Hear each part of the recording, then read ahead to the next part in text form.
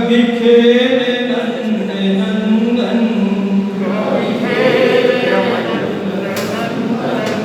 माटी हमारी पूजा, माटी हमारा माटी हमें। एक बार परिचय करा देता हूँ जो लोग हैं हमारे मध्य में। हमारे मध्य में हैं श्रीमान देवेंद्र जी, जो अपना उत्तरी विभाग है। उत्तरी विभाग में विभाग कार्यवाह का दायित्व है और बुराड़ी में निवास है। प्रकाशन का अपना कार्य है। श्रीमान सत्यवान जी उत्तरी विभाग में स्वदेशी जागरण मंच में विभाग संयोजक का दायित्व है। सेक्टर 7 में निवास है और अपना व्यवसाय है। नीलम मारवा जी उत्तरी विभाग में महिला प्रमुख का दायित्व है। सेक्टर 3 में निवास है।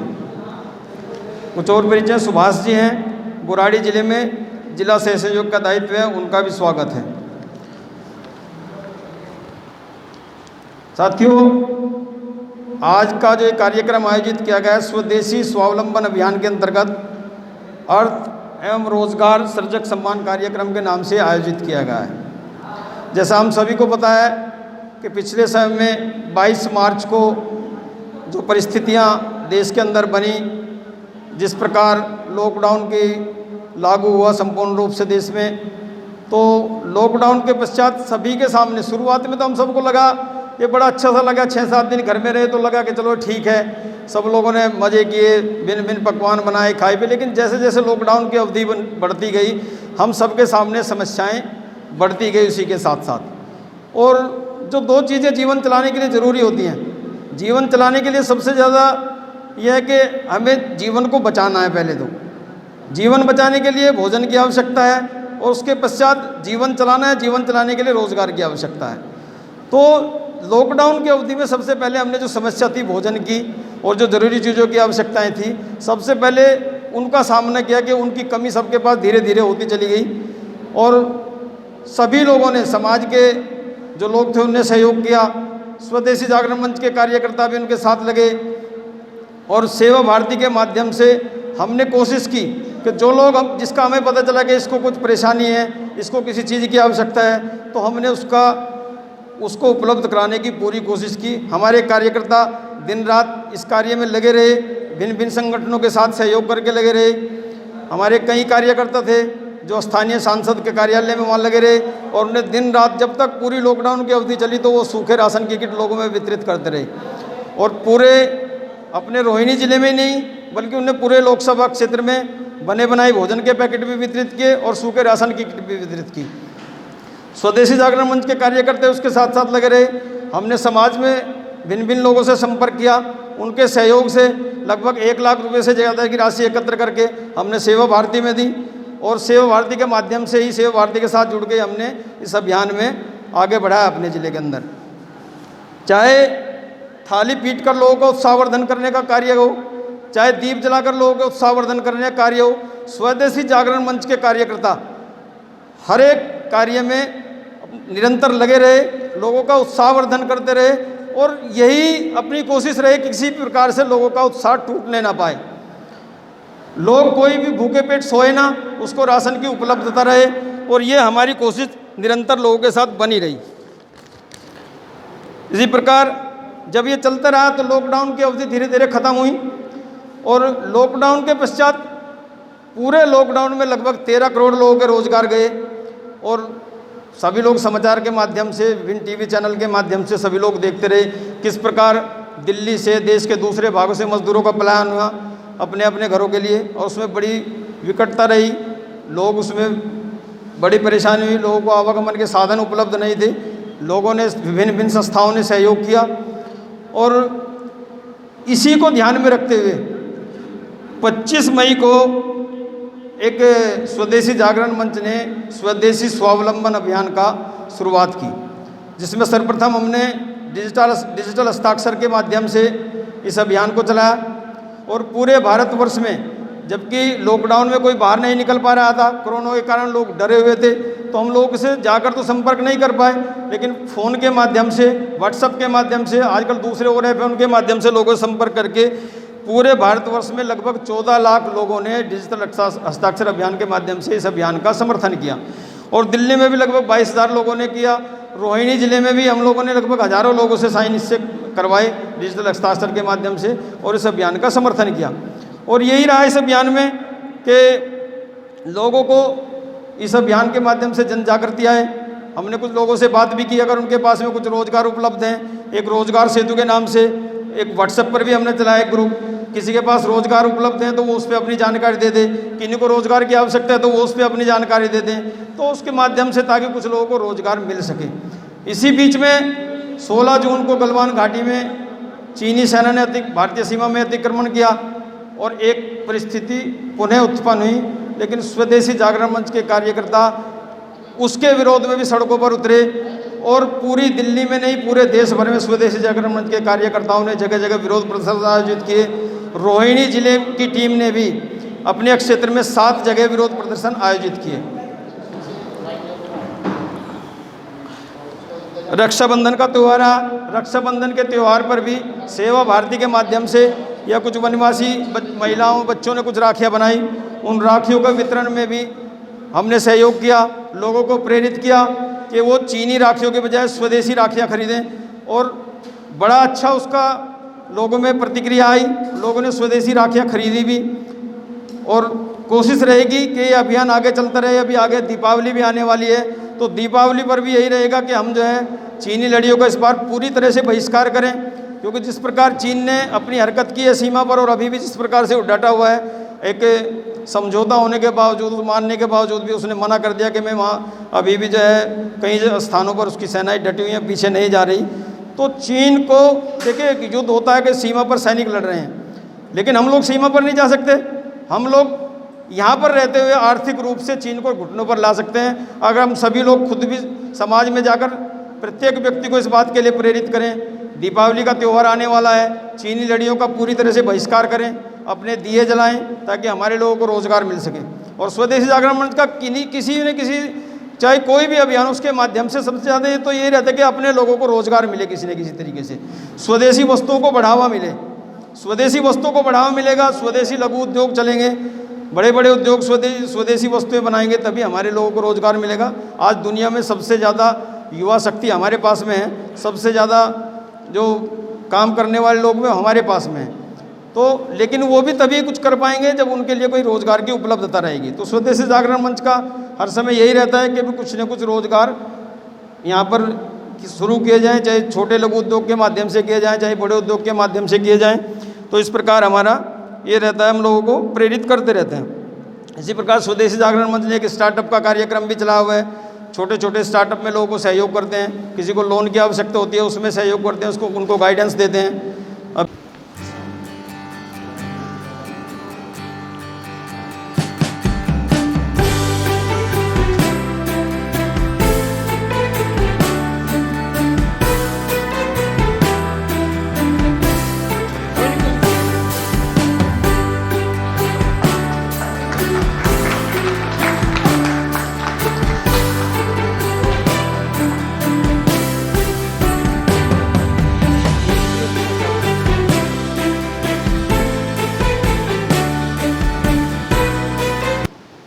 अभी कार्यक्रम को जारी रखते हुए मैं आग्रह करूँगा श्रीमान कमलजीत जी से कि वो हम लोगों को संबोधित करें। हम स्वदेशी वाले आर्थिक चिंतन करने वाले लोग, समाज अपने पांव पर खड़ा हो और स्वावलंबन के आधार पर स्वाभिमान के साथ सिर उठा करके दुनिया के अंदर जिए। किसी के आगे हमें कटोरा न फैलाना पड़े, चाहे फिर वो चीन हो, जापान हो, अमेरिका हो या कोई और देश। और हम सब जानते हैं कि जब जब ऐसे कटोरा फैलाना पड़ता है तो आंख नीची करनी पड़ती है, दबाव सहने पड़ते हैं। किस प्रकार से बॉर्डर के ऊपर चीन ने धींगामस्ती करी हमने देखा। ये तो तब है जब हम $50 बिलियन प्रतिवर्ष उसको हम फालतू देते हैं, इसका नुकसान हम झेलते हैं, उसके बाद उसका ये व्यवहार ऐसा है। तो कुदरत ने उसी चीन से इस बीमारी को भेजा और उस बीमारी के कारण से ऐसी बंदिशें लग गई कि हमारा आपस में आना जाना और कम हो गया, और आगे भी कितना खुलेगा भी कहना कठिन है। जो सामान जिसका आ गया सो आ गया, लेकिन और कोई जल्दी से मंगाएगा ऐसा अभी लगता नहीं। ऐसी गंभीर परिस्थितियों में बीमारी की मार मार्केट पर भी रही, पूरे देश की अर्थव्यवस्था हिली हुई है, और खाली देश की नहीं, दुनिया के अधिकांश देशों की अर्थव्यवस्था इस समय ये हिली हुई है। तो ऐसे में कौन सा रास्ता अपनाया जाए? तो वरिष्ठ लोग बहुत समझदार रहते हैं, शोध करते हैं, उनको दूर तक का दिखाई देता है। तो संघ के सरसंघ चालक पूज्य मोहन भागवत जी, उन्होंने आह्वान किया कि स्वदेशी इसमें से रास्ता हो सकता है। देश के प्रधानमंत्री मोदी जी ने आह्वान किया कि लोकल स्थानीय के आधार पर हम आत्मनिर्भर हो सकते हैं। बाहर से मंगाने की बजाय स्थानीय के आधार पर अगर हम चलेंगे तो हम जल्दी अपने को संभाल सकते हैं। अब ये मैं तुलना नहीं कर रहा, लेकिन स्वदेशी ने ये दोनों आह्वान आने से पहले ही स्वदेशी स्वावलंबन अभियान ये शुरू किया हुआ था। एक बार इस बात पे ताली बज सकती है।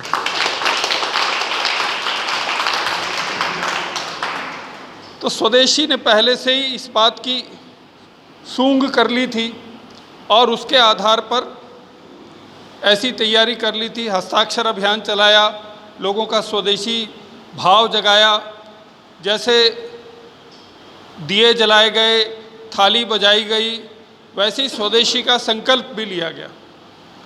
और उसी दौरान अन्य कार्यक्रमों का विचार करते हुए ये भी एक विचार आया कि सारे कठिनाई के दौर में बहुत सारे लोग तो शिकायत करते हैं कि ये नहीं हुआ, वो नहीं हुआ, इतनी समस्याएं, वैसी समस्याएं, काम धंधा करें तो कैसे, मंदा है मंदा है मंदा है, ये सब चलता है। लेकिन बहुत सारे हमने अभी सुना, जवान युवक हमारे सामने बोल के जा रहे हैं, ऐसी परिस्थितियों में भी हिम्मत के साथ मार्केट में डटे रहे, काम करते रहे। और ये खाली इस कोरोना काल की बात नहीं है, इससे पहले भी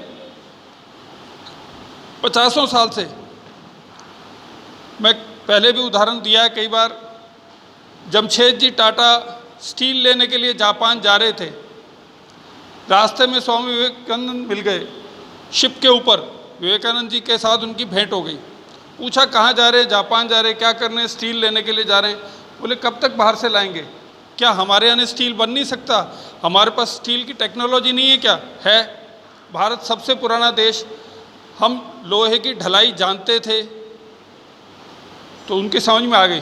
उसके बाद कहते जमशेद जी टाटा दोबारा विदेश नहीं गए और बोकारो का स्टील प्लांट उसमें से निकल करके आया।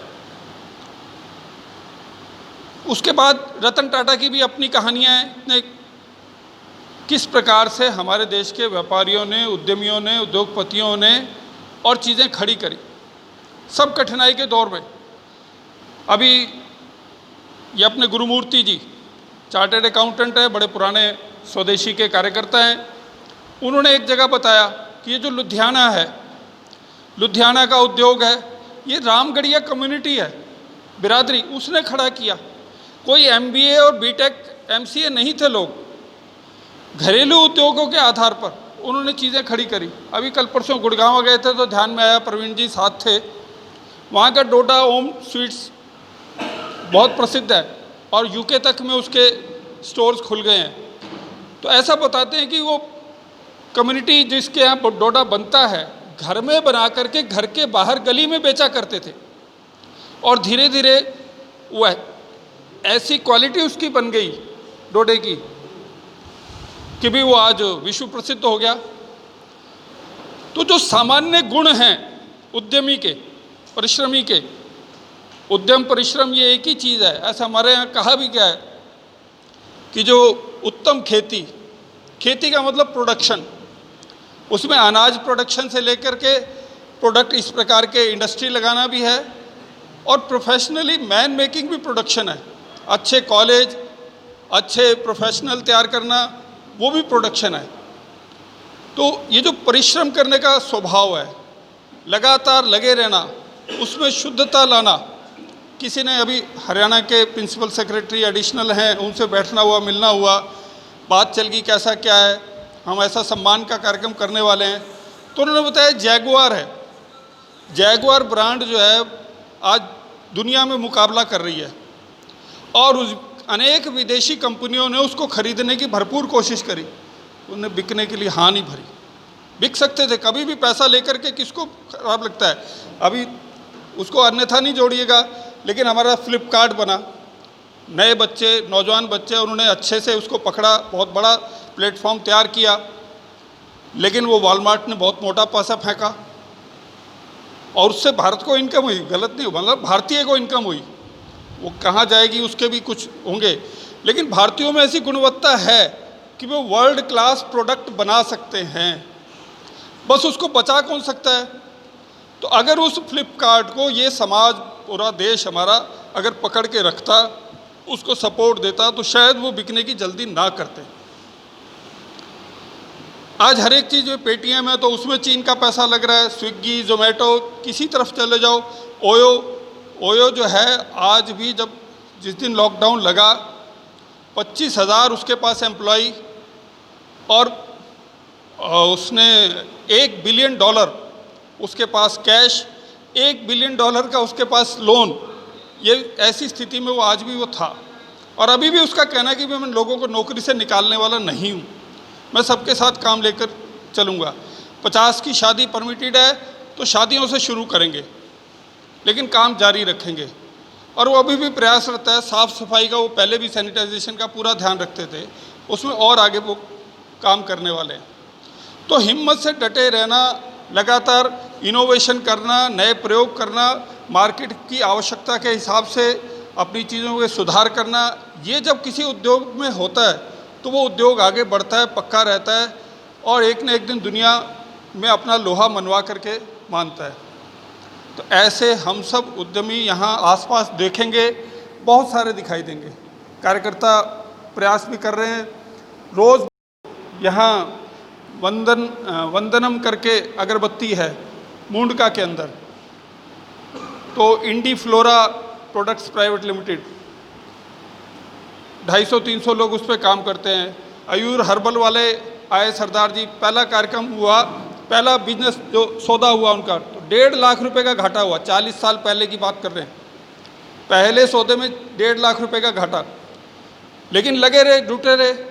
और जब ये उन्होंने आंवला शिकाकाई का शैम्पू, हर्बल शैम्पू लॉन्च किया, तो दुनिया में पहला शैम्पू था इस प्रकार से। हम घरों में बनाते होंगे, लेकिन मार्केट में एज ए ब्रांड ये पहला शैम्पू उनकी ओर से लॉन्च हुआ। और हमारे सत्यवान जी गए थे उनसे बात करने, तो बता रहे थे बड़े विनम्रता से कि भाई ये जो है 21% पूरी दुनिया के अंदर जो हर्बल शैम्पू है उसके अंदर शेयर आयुर का है। फिर उनसे गए शिव प्रकाश जी, शिव नरेश ट्रैक सूट वाले। अभी भारत की जो 5 कंपनियां दुनिया की लिस्ट में आई हैं स्पोर्ट्स में, उसमें से एक नाम उसका है, तीसरा ही नाम है, 2 नाम और हैं, तीसरा ही नाम उसका है, शिव प्रकाश का। तो वो भी घर में माँ की सिलाई मशीन से पहला ट्रैक सूट सिला, वहाँ से गाड़ी शुरू हुई और आज इतना बड़ा नाम है। मैंने पूछा आपको कंपटीटर कुछ होंगे? बोले कंपनियां तो बहुत आ गई हैं, लेकिन उनका आपस में कंपटीशन होगा, अर्थात भारत के अंदर टॉप पर वही है। तो ये सब ब्रांड खड़ी करने में समय लगता है, मेहनत लगती है, प्रामाणिकता लगती है।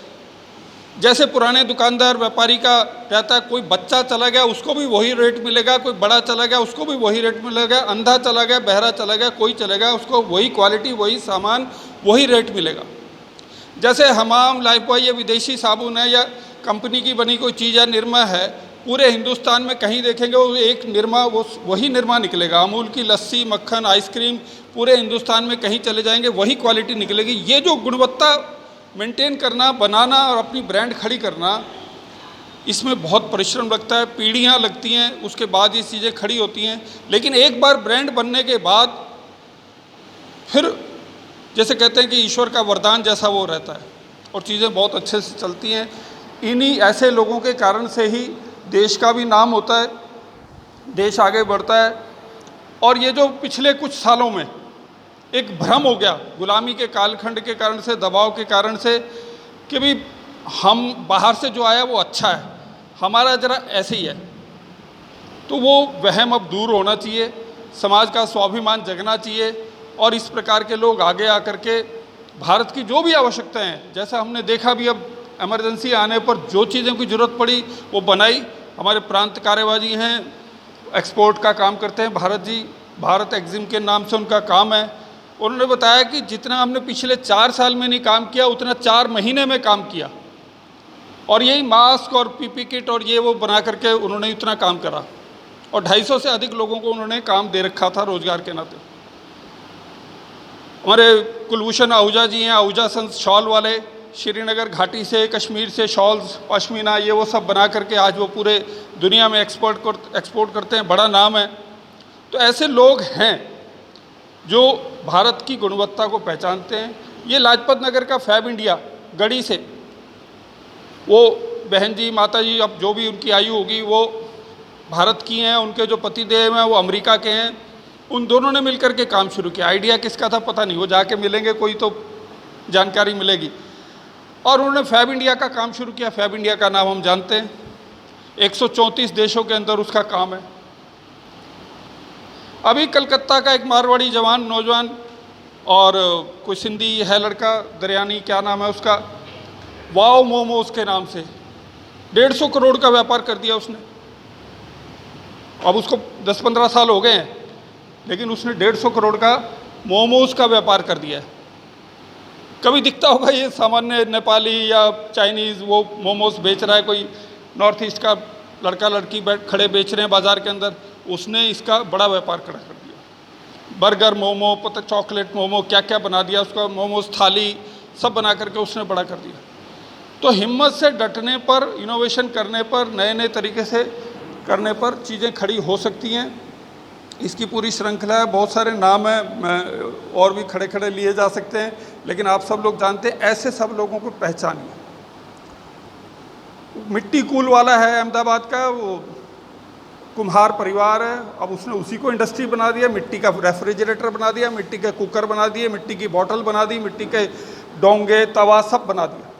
और हमारे को उनके चौक के ऊपर सामान्य राजस्थानी गुजराती को वो चौक पे उसको बेचता हुआ दिखाई दे जाता है इंडस्ट्री का। उसने अपनी मार्केटिंग भी बना ली। तो चीज़ें करने के लिए बहुत है।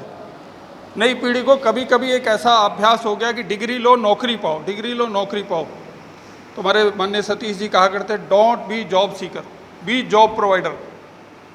नौकरी मांगने वाले नहीं, देने वाले बनो। तो देंगे तो हमारी भी कमाई निश्चित होनी है। ऐसी है कि सोच बदलनी चाहिए। हर, जैसे मैं गुरुमूर्ति जी का बता रहा था, लुधियाना की उन्होंने उदाहरण दिया, मौरवी का उन्होंने उदाहरण दिया। मौरवी के अंदर, गुजरात के अंदर, जहाँ की घड़ियाँ बहुत मशहूर है, सूरत का डायमंड बहुत मशहूर है। अब ये कोई अमेरिका से थोड़ी सीख के आया डायमंड कटिंग का काम, हमारे यहाँ से गया दुनिया के अंदर। और ऐसे ऐसे व्यापारी हैं जो अपने कर्मचारियों को भी गाड़ियाँ और घर वो गिफ्ट, दीपावली गिफ्ट के अंदर देते हैं, हमने सुनी होंगी खबरें। तो भगवान देने वाला है, अच्छे से काम करने की आवश्यकता है। ये एक इस कार्यक्रम की मूल प्रेरणा है। जो समाज में कहीं थोड़ी सी भी भावना में मंदी आई हो, जीडीपी माइनस में चली गई, देश पता नहीं कहाँ चला जाएगा, कुछ नहीं होने वाला। बड़ी बड़ी फैक्ट्रियों की प्रोडक्शन बंद हुई होगी, लेकिन कुदरत की प्रोडक्शन बंद नहीं हुई है। दूध, फल, सब्जी, अनाज सब लगातार जारी है, भरपूर दे रहा है परमात्मा। तो हम भी लगे रहेंगे तो कुछ नहीं कम होने वाला। अच्छे से देश फिर से अपने उस पर आ सकता है।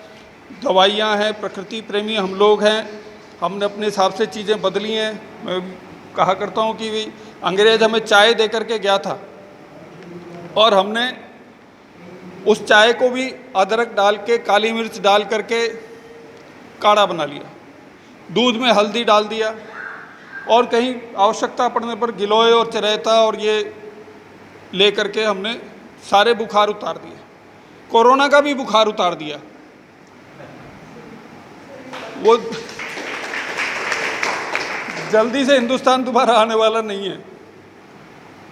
ठीक है, उसका नुकसान जो हुआ, लेकिन जितना नुकसान America, France, Germany, Spain, Canada, उन देशों का, पढ़े लिखे देशों का, विकसित देशों का, जहाँ सब सुविधाएं थी, जितना नुकसान वहाँ हुआ वैसा हमारा नहीं हुआ। और बहुत लोग हमारे जो दम ठोकते हैं, बोले भिखारियों को कुछ नहीं हुआ, भिखारियों को, वो कहेंगे कि वो कोई कुछ बताता है, बहुत लोग हैं जिनको कुछ नहीं हुआ, सामान्य गरीब आदमी को वैसे भी कम हुआ है। तो चीज़ें, उसका कारण हम प्रकृति के साथ अपने को जोड़ करके चलते हैं, उसके कारण से हमारी इम्यूनिटी शक्ति ये बढ़ी रहती है। तो पहले योग छाया, सारी दुनिया में योग दिवस के नाते मनाया जाता है। अब आयुर्वेद बढ़ता हुआ दिखाई दे रहा है। अभी वो एक छोटा सा पौधा लगता है आजकल, अजवाइन का पौधा। तो मैं पिछली कुछ बातों में कई जगह उदाहरण दिया कि जीभ के अंदर टेस्ट बड्स रहती हैं। टेस्ट बड्स से पता लगता है खट्टा, मीठा, तीखा, नमकीन, फीका कहाँ है, उससे पता लगता है। तो हमारे पुरखों ने टेस्ट करके बताया कौन सी चीज़ खाने के लायक है, कौन सी चीज़ खाने के लायक नहीं है। फिर उसमें से कोई आग के नज़दीक जाता है तो उसको बोलते हैं ये जहर है, ये नहीं छूना, उसको छूने भी नहीं देते। तो एक दिन बैठे थे कार्यालय, वो अजवाइन का, पिछले कार्यक्रम में अजवाइन का पौधा गिफ्ट के तौर पे दिया गया, तो देखा मैंने वो पक्षी, छोटा सा गरसल क्या बोलते हैं, वो आया, उस पत्ते को तोड़ करके खा रहा था। तो मैंने हिसाब लगाया कि हमारे पूर्वजों ने भी ऐसे ही पता लगाया होगा कि ये पक्षी खा रहा है, इसको अच्छा लग रहा है, इसका मतलब ये कुछ खाने की चीज़ है, तो ऐसे शोध हुआ होगा। हमारे यहाँ संगीत की भी कल्पना ऐसे हुई, वर्षा हो रही है, टप टप टप टप पानी गिर रहा है, पत्तों पे अलग आवाज़ आ रही है, तालाब की अलग आवाज़ आ रही है, उसमें से सारे सुरताल, सैकड़ों प्रकार के वाद्य और राग, ये हमारे यहाँ खोज हुई उनकी।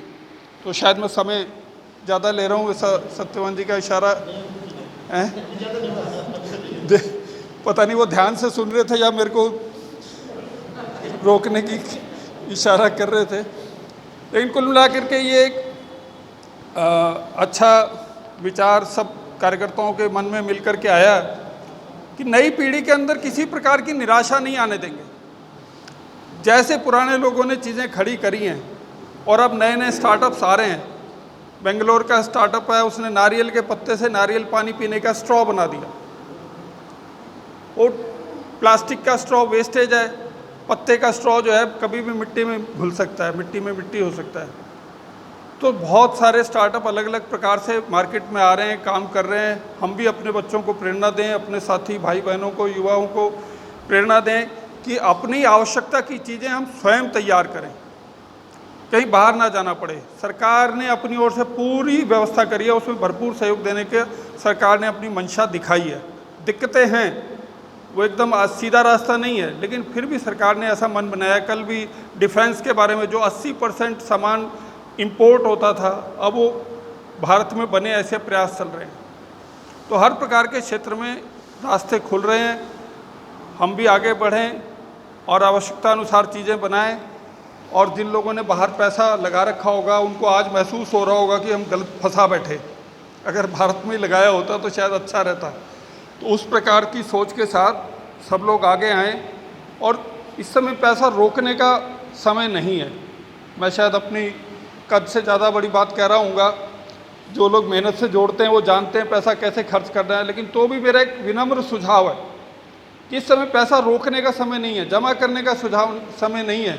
कहीं भी कोई अच्छा काम करता दिखता है तो उसके साथ खड़े होकर के कराने का समय है, उसका साथ देने का समय है। तो निश्चित रूप से काम भी खड़े होंगे, लोग भी खड़े होंगे और देश भी खड़ा होगा और सारी दुनिया में भी शांति तभी होगी। एक हमने देखा, अरब देशों के पास तेल मिल गया तो जैसे बंदर के हाथ में उसरा आ गया। उनको लगा कि बस ये तो हमारा हो गया, अब जैसे मर्जी इस्तेमाल करें। थोड़े दिन पहले हमने देखा कि वो तेल अब कोई ख़रीदार ही नहीं था मार्केट में।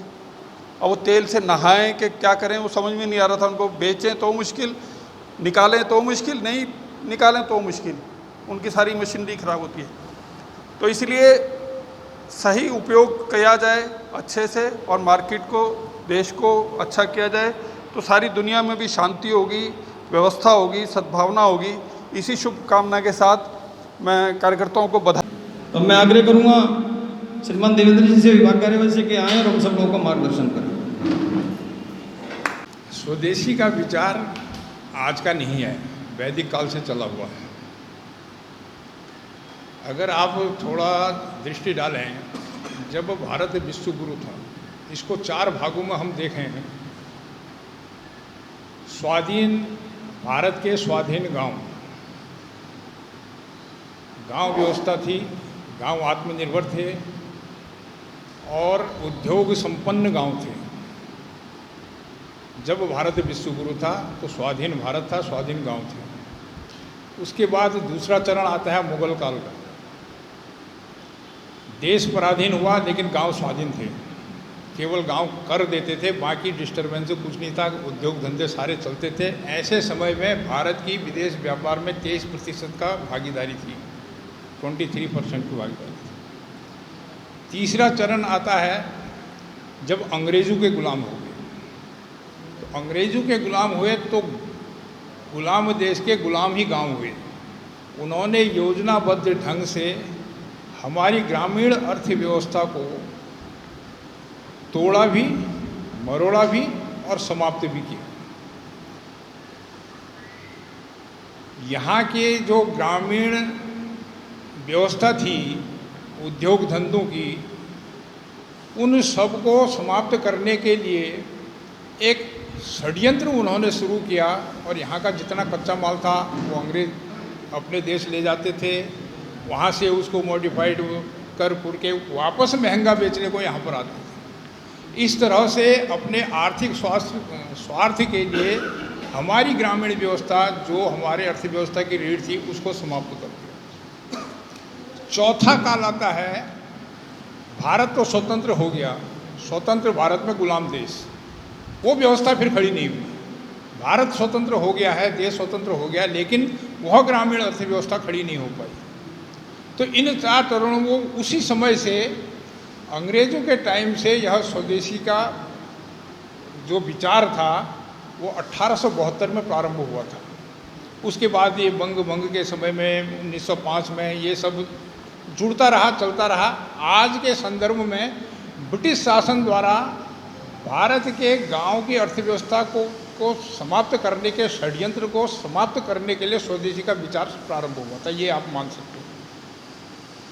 तो इसी तरह से स्वदेशी का चलता जा रहा है, लेकिन आज का जो यहाँ पर कार्यक्रम है वो दूसरे विषय का है थोड़ा सा। तो इसी विषय में अगर हम चलते हैं आगे को, तो मैंने अभी पढ़ा था कि भाई आजकल जो लोग हैं वो उस चीज़ को तो जमा करते हैं जो साथ जाने वाली नहीं है और जो यहीं रहने वाली है, लेकिन जो साथ जाने वाली है उसको कोई जमा नहीं करता या उसको कोई मेहनत करके कमाता नहीं है। जितने भौतिक चीज़ें हैं सब यहीं रह जाने वाली हैं। साथ जाता है क्या? पुण्य जाता है। पुण्य मिलता है परोपकार से। अष्टादश पुराणेषु व्यासस्य वचनम दया परोपकाराय पुण्याय पापाय पर पीड़ित। तो परोपकार से पुण्य मिलता है। वो कहा गया है, चलं चित्तं चलं वित्तं चले जीवन यौवने चलाचल सर्वविदं कीर्ति यस्य स जीवति। मन, धन, यौवन सब कुछ चले जाने वाला है, रहेगी तो केवल कीर्ति रहेगी। आपके व्यवहार से, आपके कृतित्व से, आपके द्वारा किया गया स्थापित किया हुआ कार्य वो स्थापित रहने वाला है आपके नाम से। तो हमारे यहाँ पर कहा जाता था, हमारे धर्मशास्त्रों में कहा है, जो भी जो कुछ कमाता है, सही रास्ते से जो कुछ भी कमाता है उसके 5 भाग करने चाहिए। धर्माय यशसे अर्थाय आत्मने स्वजनाय च। उस कमाए हुए धन के 5 हिस्सों में बांटो। पहले धर्माय, धर्म के लिए। दूसरे धर्माय यश के लिए, मतलब एडवर्टाइज के लिए। धर्माय यशसे अर्थाय, तीसरा फिर धन कमाने के लिए। चौथा आत्मने, अपने लिए। 5वां स्वजनाय से, जो आप लोग काम कर रहे हैं, यानी समाज के लिए और अपने बंधुओं के लिए। आज मनुष्य थोड़ा सा स्वार्थी हो गया या अंतर्मुखी हो गया है, बाकी 4 चीज़ें कर रहा है, वो जो स्वजनाय वाला विषय है उसको छोड़ देता है। क्यों? जब अभावग्रस्त था समाज, उस समय सहयोग था। ये ध्यान करना आप, जब समाज में अभाव था तब सहयोग था, और जब संपन्नता आई है तब समाज में एकाकीपन आ गया है, क्योंकि सब संपन्न हो गए, किसी को आवश्यकता नहीं है। जब अभाव था तो समाज में एक दूसरे को आवश्यकता होती थी, तो संपन्नता के कारण एकाकीपन आया है। इसलिए जब संपन्नता आई है तो सब अपने अपने में मस्त हैं। उस एकाकीपन के कारण भी इस समाज को बहुत नुकसान हो रहा है। तो क्योंकि मनुष्य अंतर्मुखी हो गया है, वो सोचनाय वाला जो पांचवा हिस्सा है उसको सब भूल गए हैं। अपने लिए तो सब सोचते हैं, दूसरों के लिए सोचने का किसी के पास समय ही नहीं है, या उसके विचार ही नहीं है सोचने के। तो वो जब उसके मन में समाज कल्याण की या समाज के लिए कार्य करने की भाव ही नहीं आएंगे तो कैसे होगा। मैं आपको एक घटना सुनाता हूँ। स्वेटजर नाम पर एक लेखक थे, उन्होंने एक पुस्तक लिखी, होम वी से एनिमल, हम जिनको जानवर कहते हैं, ऐसे किस्म की एक पुस्तक लिखी उन्होंने। उस पुस्तक का एक संस्मरण है, वो लिखता है ऑथर कि मैं रोज़ शाम को जंगल की सैर करने जाता था, और वो जंगल में जाते समय जंगल के किनारे पर एक तालाब था जिसमें बहुत सारे बत्तख दिन भर जल क्रीड़ा करते थे। और जब मैं घूमने जाता शाम के टाइम पर अंधेरा होने लगता था तो वो सारे उड़ करके जंगल को चले जाते थे। दूसरे दिन फिर आते थे, फिर दिन भर जल क्रीड़ा करते थे तालाब में, फिर शाम को उड़ के चले जाते थे। मेरा भी जाना होता था, उनका भी उड़ना होता था। एक दिन मैंने देखा, जब मैं जा रहा था तो सारे बत्तख वहाँ से उड़े, उन्होंने उड़ान भरी, लेकिन थोड़ी देर घूम के फिर उसी तालाब में आ गए। फिर उन्होंने थोड़ी देर में उड़ान भरी और थोड़ी देर आसमान में घूम के फिर तालाब में आ गए। तो कौतूहलवश मैं तालाब के पास गया, क्या है, तो मैंने देखा कि किसी ने या शायद बहेलिए ने उसके छोटे से एक बच्चे के दोनों पंख काट रखे थे। अब पंख कटे थे तो वो बच्चा उड़ नहीं सकता था। उस बच्चे के स्नेह से, प्रेम के कारण पूरा बत्तख समूह वहाँ से जाने को तैयार नहीं था। वो बार बार उड़ते थे, बार बार वापस आते थे। तो वो कहता है कि वो बत्तख समूह जो था वहीं पर रहा, फिर इतने जंगली जानवरों के होते हुए भी वो तब तक वहाँ पर रहे जब तक उस बत्तख के बच्चे के पुनः दोबारा पंख नहीं आ गए। वो बत्तख समूह वहीं पर रहा। इतनी संवेदना पक्षियों में होती है तो हम तो मनुष्य हैं, हमारे पास तो बुद्धि है, हमारे को क्यों नहीं अपने समाज के प्रति संवेदना होती है। तो वो संवेदना कहाँ आज समाज में दिखाई नहीं देती है, और जहाँ दिखाई देती है वहाँ थोड़ी बहुत आप जैसे बंधु कार्य कर रहे हैं या बहुत सारे लोग कार्य कर रहे हैं। तो वह पीड़ा मनुष्यों के अंदर दिखाई नहीं देती है।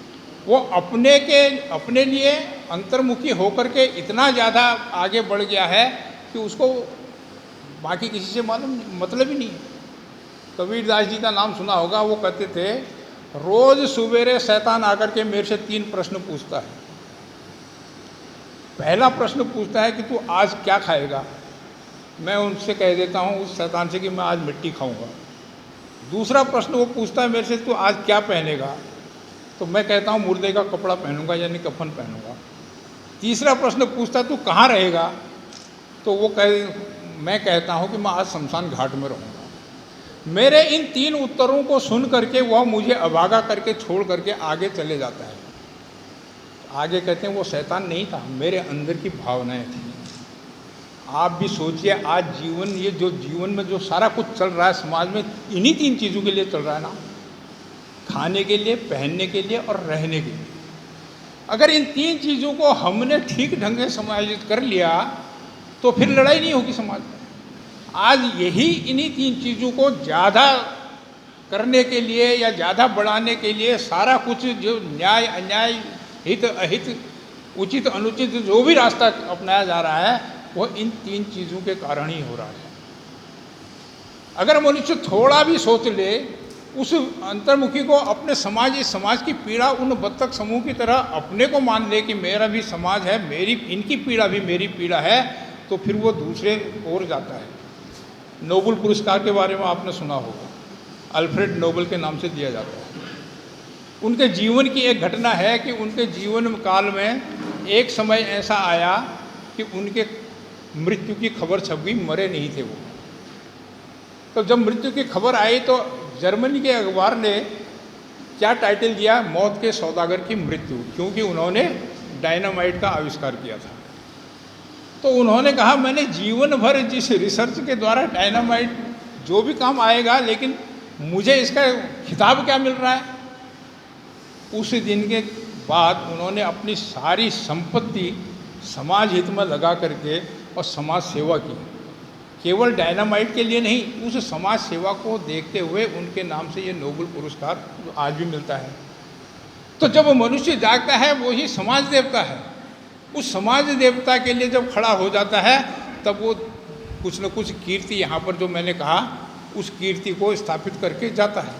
नहीं तो आज मनुष्यों की क्या स्थिति है, किस ढंग से सोचता है एक मनुष्य, हम भी सब उसमें शामिल हैं। हम क्या सोचते हैं, एक भजन आपने सुना होगा किसी ने, अंगं गलितम पलितं मुंडम दसन विहीनं जात कुतुंडम वृद्धा याति गृहीत्वा दंडं तदपि मुंचस्याथा पिंडम। इसका अर्थ यह है, अंगम गलितम, शरीर सारे, शरीर के अंगों ने काम करना छोड़ दिया है। पलितम मुंडम, शरीर सिर सफ़ेद हो चुका है। दसन विहीन, दांतें सब झड़ चुके हैं, दांतें हैं ही नहीं, टूट चुके हैं। वृद्धा याति गृहीत्वा दंडम, बुढ़ापे में दंड लेकर के चल रहा है, लाठी लेकर के चल रहा है, फिर भी उसके मन में लोभ, लालच और अधिक जीवन जीने की कामना लगी रहती है। ये मनुष्य का स्वभाव है।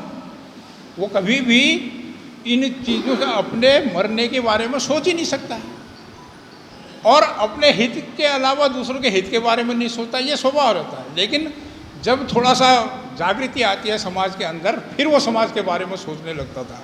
एक बंधु थे, रहते थे अपने घर पे, अब कोई उनके मित्र गए उनसे मिलने हुए, तो उन्होंने कहा क्या करें, सब ठीक हो रहा है, लेकिन हमारे और पड़ोसी के बीच में जो है ना, ये लकड़ी की दीवार है। अब हम जो भी बातें अंदर करते हैं वो सब पड़ोसी को सुनाई देते हैं।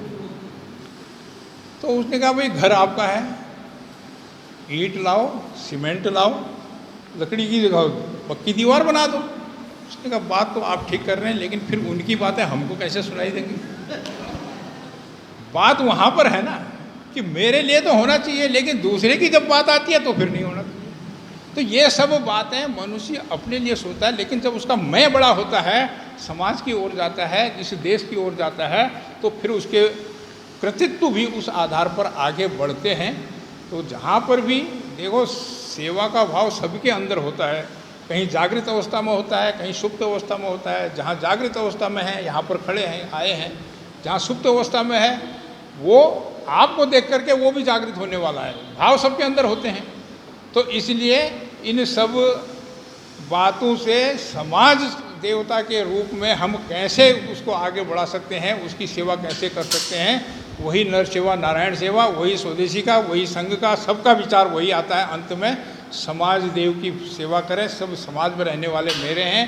स्वामी विवेकानंद ने कहा था, मेरे देश का जब तक एक कुत्ता भी भूखा है, मुझे कोई शान शौकत करने का अधिकार नहीं है। उस विचार को भी ध्यान रखें। ये सब, और उन्होंने कहा था, जब तक मेरा पड़ोसी अगर भूखा है तो मुझे देवताओं को भोग लगाने का अधिकार नहीं है। अगर मेरा शरीर कमज़ोर है तो मुझे हवन में घी डालने की आवश्यकता नहीं है। पहले अपने आप को बलिष्ठ करो, अपने समाज को बलिष्ठ करो, अपने पड़ोस को बलिष्ठ करो, तो उसके बाद होगा। तो अंत में एक है टाइम एक और कहानी सुना करके, छोटी सी घटना सुना करके आपको अपनी बात समाप्त करूँगा। दक्षिण भारत एक साधु थे, वो कुंभ के मेले में चले गए। कुंभ के मेले में गए तो वहाँ जा कर के उनको कहीं जगह तो मिली नहीं। एक धर्मशाला के बरामदे में सो गए। जैसे सो गए तो थके हुए थे, नींद आ गई और सपना देखने लग गए। सपने में उन्होंने देखा 2 तीर्थ देवता मेरे सामने खड़े हैं और आपस में बात कर रहे हैं कि भाई जितने लोग इस कुंभ के मेले में आए हैं, उन सबको यहाँ आने का पुण्य मिलता है क्या? तो दूसरे कहते हैं सबको तो नहीं मिलता, जिसके भाव जैसे होते हैं उस आधार पर पुण्य मिलते हैं। तो फिर वो दूसरा दिव्य पुरुष प्रश्न करता है कि क्या कोई ऐसा भी है जो इस मेले में यहाँ नहीं आया हो फिर भी उसको कुंभ का पुण्य मिला हो? उनका ऐसा बहुत कम होता है, लेकिन दक्षिण भारत में केरल में एक रामू नाम का चर्मकार है, उसको जरूर मिला है। इतना सुन करके उसकी नींद खुल गई और दिव्य पुरुष इधर उधर जहाँ भी है, अब वो साधु था, उसके मन में आ गई बात। उसने कहा कौन है केरल में रामू नाम का? वो वहाँ से सीधे केरल की ओर चल दिया।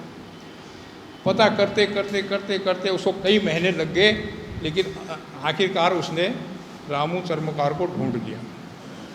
तो उसने पूछा कि आपने ऐसा क्या कार्य किया है कि मैंने ऐसा सपना देखा? उसने कहा मैंने तो ऐसा कोई कार्य नहीं किया। हाँ, मैंने एक योजना बनाई थी, पैसे इकट्ठे करके, कम अपना खर्चा वर्चा कम करके कि मैं तीर्थ जाऊंगा, कुंभ के मेले में जाऊंगा। लेकिन मेरे साथ एक घटना उसने क्या हुई कि जैसे कुंभ का समय आया, मेरी पत्नी गर्भवती हो गई। तो एक दिन शाम को उसने कहा कि पड़ोस के घर में पालक की सब्जी बन रही है, खुशबू आ रही है, वहाँ से पालक की सब्जी लेके आओ मेरे लिए। तो मैं कटोरा लेके चले गया उसके घर पे। तो जब मैंने वहाँ जा कर के उनसे कहा कि आपके यहाँ पालक की सब्जी बन रही है, मुझे दे दीजिए, तो उस गृहिणी ने जो वहाँ पर थी उसने कहा सब्जी तो आप ले जाओ लेकिन ये अशुद्ध है। उसने कहा क्या मतलब? उसने कहा हम एक सप्ताह से भूखे हैं, हमारे घर में खाने पीने को कुछ नहीं है। आज किसी ने शव यात्रा में ये पालक चढ़ाया था, मेरे पति वहाँ से बीन के लाए हैं और उसी की सब्जी हमने बना रखी है। वो रामू तर्मगार कहता है मेरे आंखों में इतने आंसू आए कि मेरे घर के बगल में रहने वाला एक सप्ताह से भूखा है। मैंने तीर्थ यात्रा के लिए जो पैसा इकट्ठा किया था सारा उस घर को दे करके उनकी जो मदद की थी, हाँ वो मदद उस दिन मेरे को सपने में भगवान ने कहा तेरा तीर्थ पूरा हो गया है, शायद उसी लिए आया होगा। तो भगवान तो हमारे अंदर है, हमारे पास में बैठे, हमारे पड़ोस में बैठे, हमारे गांव में बैठे हैं, अगर हमको दिखाई देते हैं तो। सर्वे भवन्तु सुखिना सर्वे भद्राणि पश्यन्तु मा कश्चित् दुःखभाग् भवेत्। ओम शांति